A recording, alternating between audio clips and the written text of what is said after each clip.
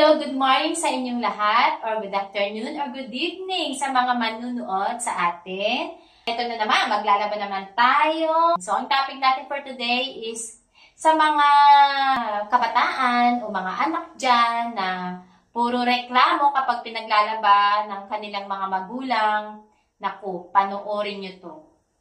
Alam nyo, mga bata, para sa aming mga magulang na may mga anak na teenager o kaya kahit hindi teenager, yung mga anak dyan na puro reklamo kapag pinagsasabihan o uutusan ng kanilang mga magulang sa paglalaba, well, huwag na huwag kayong magre-reklamo.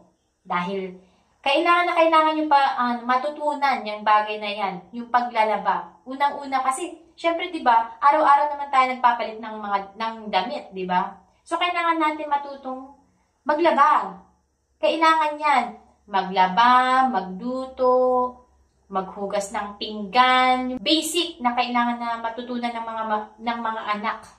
Kaya sa mga kabataan dyan, huwag na huwag kayong magre-reklamo. Malaking tulong at malaking bagay yan sa mga magulang ninyo na matulungan nyo sila. Pinakamalaking bagay dahil nga sa dami ng mga ginagawa ng mga magulang, hindi lang sa bahay, kundi sa paghahanap buhay para sa inyong mga anak, sa'yo na anak o sa inyong mga magkakapatid, huwag kayong magreklamo. Kasi para sa inyo rin to. Hindi habang buhay ay nandyan ang inyong mga magulang. Habang nandyan sila at may kakayanan ka naman na tulungan sila, why not, di ba? Akala ng mga bata, hindi na-appreciate yung ginagawa nila. So, feeling nyo, sa mga kabataan dyan, na kapag may ginagawa kayo na pagtulong sa inyong mga magulang, minsan, di ba, akala hindi nila na-appreciate. Na-appreciate nila yun. Hindi lang nila sinasabi o hindi sila vocal na sabihin sa inyo na, anak, salamat ha, kasi tinulungan mo ako sa gawaing bahay. Pero deep inside, in our hearts, grabe, masasabi namin na sobrang blessed kami sa inyo. Sa dami ng mga naiisip naming mga magulang, hindi na namin nasasabi o nahihiya kami sa inyo na i-appreciate kayo. Pero sobrang alam ni Lord yan na sobrang blessed kaming mga magulang na magkaroon ng mga responsableng mga anak. Hindi lang dito sa bahay, kundi sa pag-aaral.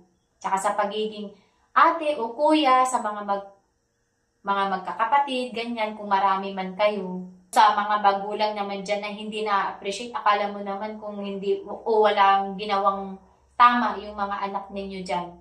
I-appreciate nyo. Kahit ipakita nyo na na-appreciate nyo yung bagay na yun, kahit hindi nyo sinasabi sa kanila. Kasi tayo mga magulang din, may rin tayo, may pagkukulang din tayo sa appreciation sa ating mga anak. Minsan, sabihin natin na, anak, thank you ha, kasi tinulungan mo akong maglaba. Anak, salamat ha, kasi ikaw yung naghugas ng pinggan, o kaya ikaw yung nagwalis, ganyan. Sa susunod, gagawin ulit ng mga batang yan. Yung ginawa nilang dilinis, ganyan, di ba? Sa mga kabataan dyan, huwag na huwag kayong magre-reklamo kapag pinagsasabihan o inutusan kayo ng inyong mga magulang. At the end of the day, kayo lang ding pamilya, member of the family, ang magtutulungan sa gawaing bahay. Masarap sa pakiramdam na makita mo yung lagayan mo ng marumihan na walang laman. Tulungan ninyo ang inyong mga magulang sa mga gawaing bahay. Paglalaba, paglilinis, pagluluto, kahit yung pagsaing lang. Malaking bagay yun sa kanila. Kasi nalilesen yung gawaing bahay na dapat nilang gawin. Siyempre sa akin, kasi hindi naman tayo pare-pares.